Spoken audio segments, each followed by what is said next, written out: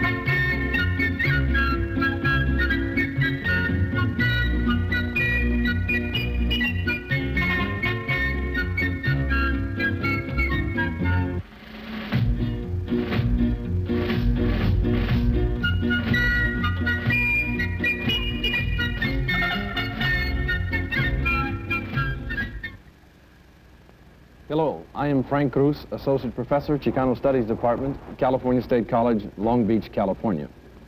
I will be your host for the next several weeks on a series of programs on the subject of the Mexican American or Chicano. The subjects and people we will be considering are as old as the intrepid explorer who first crossed the Bering Straits 30,000 years ago, and as recent as tomorrow's immigrant who will legally walk across the United States and Mexican border to join relatives in the United States. The people are as rural as a mountain villager of New Mexico and as mobile and urban as a United States congressman. The series will include in its programming the contributions our ancestors made to the area and consequently to American culture. The introduction of domesticated animals to the region, such as horses, cattle, sheep, and goats. The fruits and most of the vegetables that have made agribusiness what it is in the Southwest today. They brought the knowledge and means to extract the minerals of the earth. The livestock industry and its concomitant cowboy mystique are their legacy. Irrigation and present-day water laws derive from them. Christianity came with them. Many spent their fortunes for the sake of colonization. Their treatment of the Indians was harsh, but he was incorporated into the society even through marriage rather than killed or driven off or corralled in reservations. Racism was not one of his contributions of the Mexican to this land. Later ancestors, colonialists of a different type, brought to a newly unified country the brawn and muscle needed for its development. Their sweat developed in agricultural lands. They plowed, planted the seed, and produced the harvest. Their labor constructed the houses and public buildings, cut the timber, and built the highways. Out of the ground that they had once meant theirs, they created the West for the use, profit, and enjoyment of others.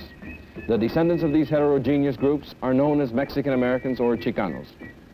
The great majority, more than 10 million, reside in the Southwest. The rest are scattered in communities from east to west and north to south borders of the United States of America.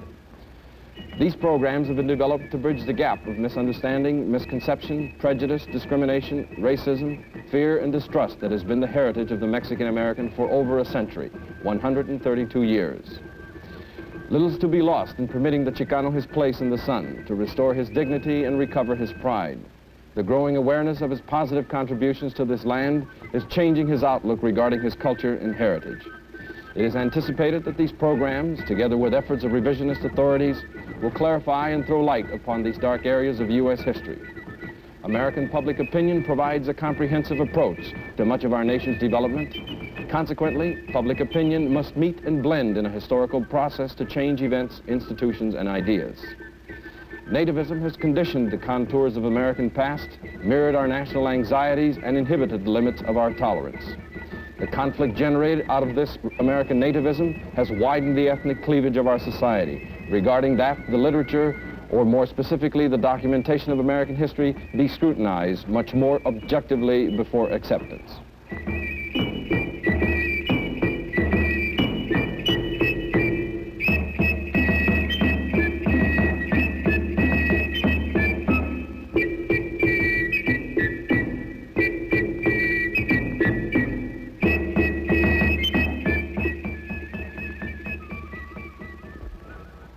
Idaho, Montana, Mexico, Panama, the Western Hemisphere.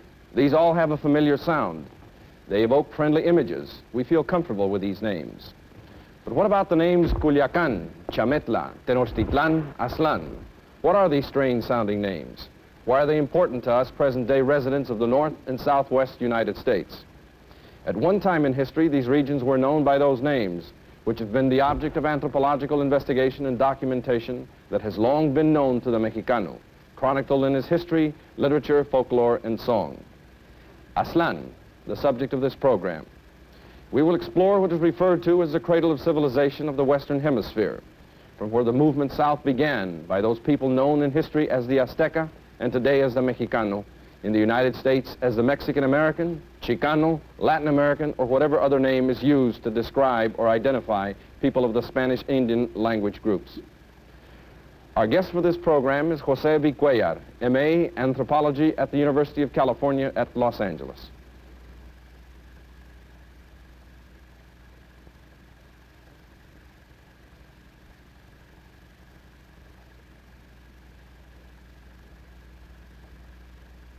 La tierra, the earth, the land. The one miracle in life that appears immovable and changeless to the moving eye. Today we will talk about a United States known by many names. Some call it the Southwest, North America, Northern Mexico, depending on the time and place when it was stated. At one time, this region went by the expression of Chamitla. At another time, it was called Culiacán by the then inhabitants. Still, another symbol has been the call name for this cradle of civilization, the Western Hemisphere.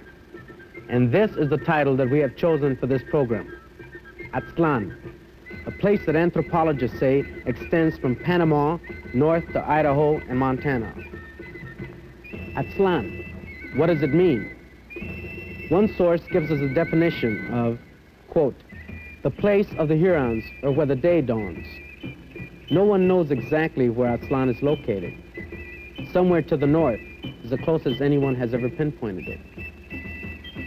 Nevertheless, we do know that the families that lived and worked this land, the Nahuatl families of Malinaca, Tepaneca, Tlahuica, Huitlahuica, Xochimilca, Mexica, Chilca, and Huixotzinca, at some time in the distant past of North America, headed south in the Valley of Mexico.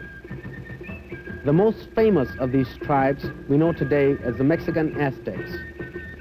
Before they arrived into the Valley of Mexico, they led a migratory existence, crossing the lowlands and mountains for many hundreds of years. Their first leader was a priest, Huitzilopochtli, who later became a tribal god and ultimately a sun deity, the only god invented by the Aztecs. The guiding force of the migratory Aztecs was the legend that the seat of the Aztec culture was to be placed where an eagle sitting on a nopal cactus would triumphantly be devouring a snake. This represented to the Aztecs the harmony between the sun, the eagle, and the earth, the snake. This prophecy was fulfilled in 1324, and thus was founded Mexico Tenochtitlan, the capital of the Aztec Empire. What follows is an attempt to describe the cultural influence that has radiated north from Mexico since earliest historical times. This continues to affect the United States Southwest in contemporary times. This influence can be seen in the epic historical drama from early man to Toltec, Aztec, Hispano-Mexican settler, and finally, Mexican immigrant. The Western Hemisphere in the year 10,000 BC was the home of the people who made hunting their livelihood. The pursuit of mammoth was their chief resource. Decimation of the bisons following the extinction of the herds of mammoths between 8,000 to 5,000 BC compelled these same hunters to supplement their diet with plants. By 1000 BC, the advanced non-sedentary types of hunters and gatherers found in the Cochise desert culture became evident throughout the northwestern United States and down to the Valley of Mexico. Facts such as these are confusing in the United States school textbooks. They're treated quite hurriedly, if at all. When it comes to archaeology, the school textbooks are more concerned with the discoveries made in Europe and other areas. But R.H. Lister, an archaeologist, has seen the importance of redirecting our historical attention to our own home region, Central Aztlán. A paper he titled Archaeological Excavations in the Northern Sierra Madre Occidental, Chihuahua and Sonora, Mexico, presents an in-depth analysis of archaeological evidence of the original inhabitants of this continent, which is so lacking in present-day non-professional literature. Since 1951, his archaeological research in northwestern Mexico has been directed toward the general problem of connections between the cultures of the United States Southwest and Mexico. He states in his paper, quote, "It has long been felt that a number of elements basic to southwestern cultures were derived from a Mexican source. Specifically, maize cultivation, pottery making, and perhaps cotton growing are believed to have influenced and spread north to influence the developmental periods of southwestern cultures.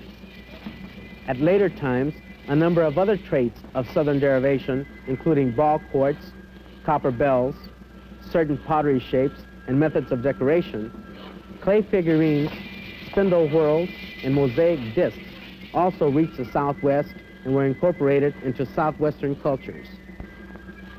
This was the evidence that Lister and his team began to search out in 1951 in the caves in the northern Sierra Madre Occidental, since they believed that the chains of mountains could have served as a corridor for northerly movements of peoples and cultures. This was not the first time that such an investigation was initiated. The work of Lumholtz in 1902, the first description of the natural history and archaeology of the area, is still valuable. The writings of Blackenston, Hewitt, and Carey have recorded and illustrated many characteristics of these sites. Their findings have led to the classifying the surface remains in the caves as belonging to the Casa Grandes culture, which is well represented in many regions to the east of the Sierra Madres. The Casa Grandes culture in Chihuahua, Mexico, falls under the same classification as the Pueblo culture of the southwestern region of the United States. The similarities that could be seen in the agriculture, architecture, and artifacts, the findings in these caves have a time span covering the period from 1000 to 1450 AD. The primary interest in this excavation of 1951 was to locate those caves that contain the Casa Grandes culture material. But, as often happens in research, a different interpretation gives these caves a new meaning. The investigation identified the culture prevalent in the caves as Mogollon, rather than Casa Grandes. The Mogollon culture has been classified as an earlier one, situated to the north of the Casa Grandes of Chihuahua, Mexico, in southwestern New Mexico and southeastern Arizona. One conclusion reached by this excavation of 1951 was that the Casa Grandes culture developed from the Mogollon base and, under Pueblo influence, spread eastward from the mountains into southwestern New Mexico and northwestern Chihuahua. It was during the period of 4000 to 1000 BC that in the Mogollon culture, along with the Hohokam and the Anasazi and the northern Mexican cultures, the technique of growing fruits and vegetables were developed. From AD 1 to 900, we find in the same cultures the development of nuclear family farming village communities. The architecture of this period leaves no doubt that in the Southwest there was a well-developed culture hundreds of years before the migration of our European counterparts. The dwelling of this time varied from one room to a 30-room complex. Some were built to a height of 3 stories. Many structures are still fairly well preserved. In those caves, not easily accessible, one can see original wooden ceiling beams and door lintels in place. This brings us to the thesis that there was a common bond between the cultures of Southwest USA and Mexico. We see evidence of this in the architecture of the Casas Grandes of Chihuahua, Mexico, and Casa Grande, Arizona. Jesse Walter Fuchs makes this comparison. The Casa Grande's ruins in Chihuahua belong to the same type as the compounds in the Gila Salt Valley of Arizona, although larger and apparently more ancient. The environmental conditions of the deserts of southern Arizona and northern Mexico, like the ruins, are quite similar. He goes on to say, the cliff houses in the Sierra Madre of northwestern Mexico resemble in many features those of Arizona, Colorado, New Mexico, and Utah. This indicates the existence of a homogeneous culture and shows that where similar environmental conditions exist, the inhabitants constructed similar dwellings. This method of reasoning concludes that the Sierra Madre and the Arizona cliff dwellings were not derived one from the other, but arose as independent modifications of a similar culture. Before we go on to the Toltecs and the Aztecs, let us go back to one final observation made by R.H. Lister. He states, the purpose of our archaeological research in the Sierra Madre Occidental of Chihuahua and Sonora, Mexico, was to search for the connections between the cultures of central Mexico and the American Southwest. The Sierra Madre Occidental, with its north-south trending canyon, served as a corridor for the movements of people and culture elements from Mexico to the southwest. The direction of such movements was from south to north. The Toltec, problematic to archaeologists for many years, were considered the creators of the Teotihuacan civilization. The ruins discovered at Tula suggest that the Toltecs came at a later period. The Nahuatl word Tolteca does not describe a nation. It means artisan or civilized man. The word Chichimeca carries an opposite meaning, barbarian or nomad. This tribe came from the north, invaded the plateau, and settled in the old centers of civilization and assimilated the civilization of their predecessors. That is why this group is also called Tolteca Chichimeca. Much has been written about how the Toltecs dominated the Mayas in the Yucatan region. Now, it is suggested that the Toltec Empire made its way into the northern part of Mexico. Toltec merchant centers were established in La Quemada, Chalchihuites, Paquime Casagrandes, Zapé, Bolguillas, and Amapa Nayarit between 900 and 1200 AD. In turn, there were trade relations between these centers and the Saquito, Hohokam, Mogollon cultures. The Pueblo Bonita Anatizi, as evidenced by the pottery and shell trade sherds that have been found at the site of these respective ruins. The Toltecs were able to influence these sites by economic and political domination. This was accomplished by their ethical religious cult. The Quetzalcoatl cult gave rise to a priestly elite. The irony of Quetzalcoatl is that it was apparently a decisive factor in the fall of the Aztec Empire. The Toltec Quetzalcoatl was the god of inner life, of self-sacrifice, penitence, and redemption. Toltec myth tells us that Quetzalcoatl was consumed in flames, transforming him into the planet Venus. Before the flames consumed him, Quetzalcoatl promised to return and start a new era. The myth describing him as a white bearded man. Cortes, by strange coincidence, landed in the year 1 Acatl, 1519, a year consecrated to Quetzalcoatl. Is it any wonder that Moctezuma II saw in Cortes a manifestation of Quetzalcoatl coming to reconquer his realm? This opened the door for the Spaniards to methodically plan the destruction of the Aztec culture. But time has proved the strength of this Indian culture. Today we know that the Mayas had the zero concept centuries before the Arabs, let alone the Europeans. The Aztec calendar's accuracy was not approximated by the Europeans until 1582, when the Gregorian calendar replaced the inaccurate Julian, a calendar Europe had relied on for over 1,600 years. Astronomy was important religiously and pragmatically. The Indians used this highly developed science to guide them in the planning of their crops. Skulls discovered a few years back indicate that brain surgery was used, and successful at that, for the incisions made in the skulls were healed. All this suggests a highly developed civilization which influenced the cultures of Southwest United States.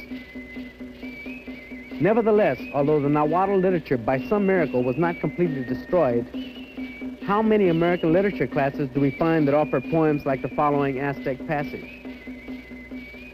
Dear mother, when I die, says the child, bury me near your hearth, and when you make your tortillas, weep for me.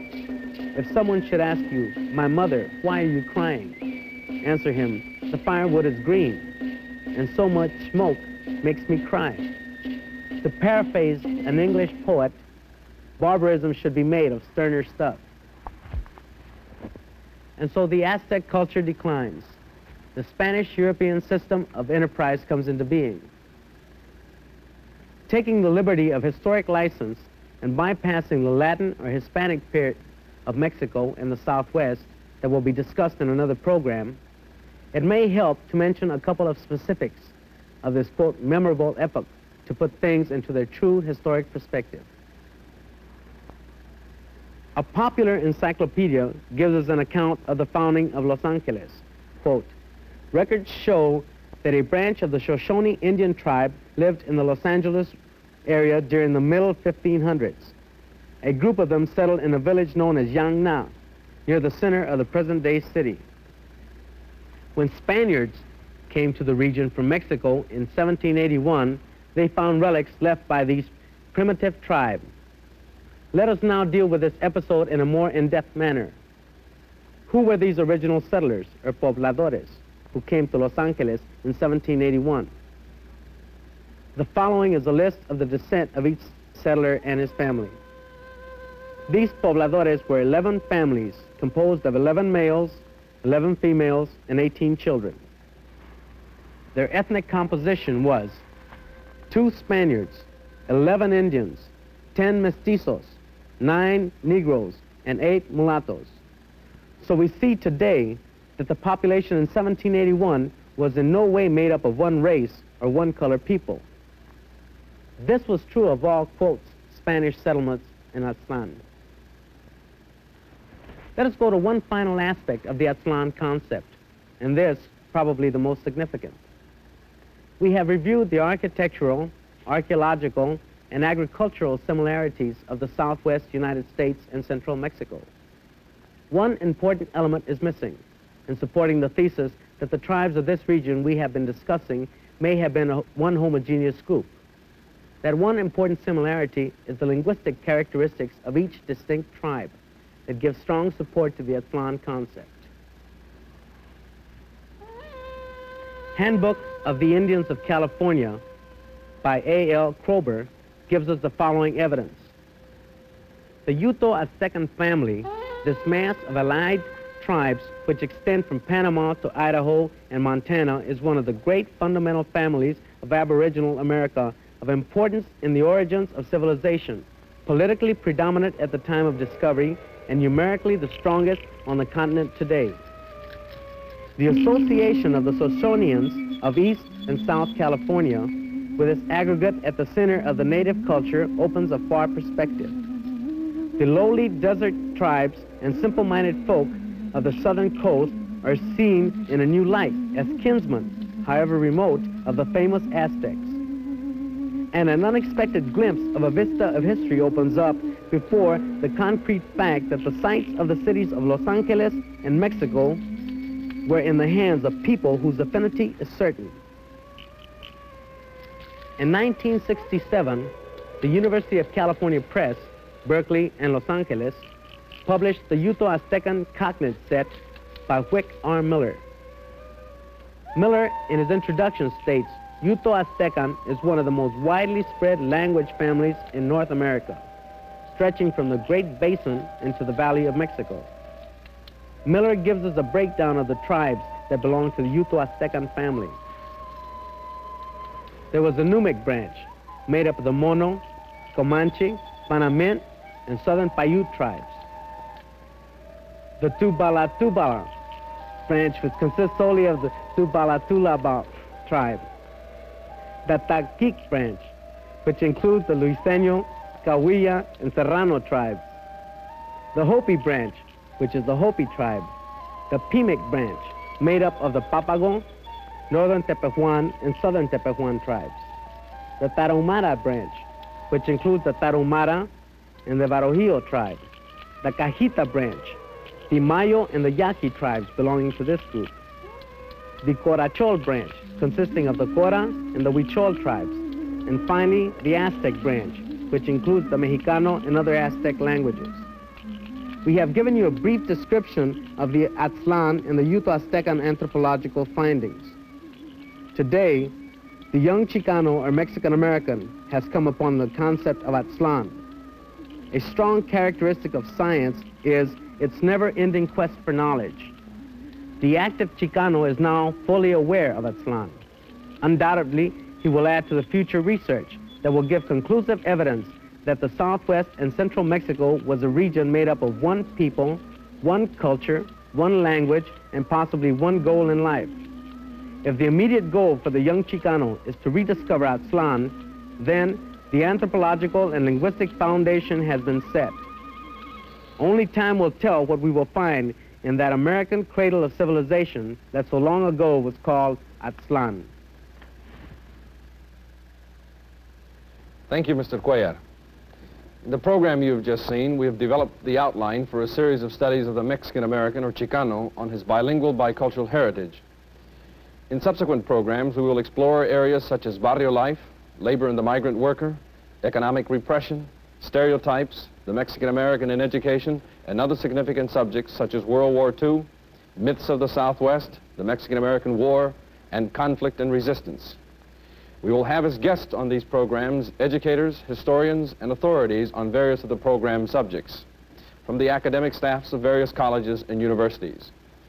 The following segment of the series will be a re-examination and critical analysis of the myths, misconceptions, and misunderstandings that have been carried over from generation to generation relating to the Mexicano in the Southwest USA.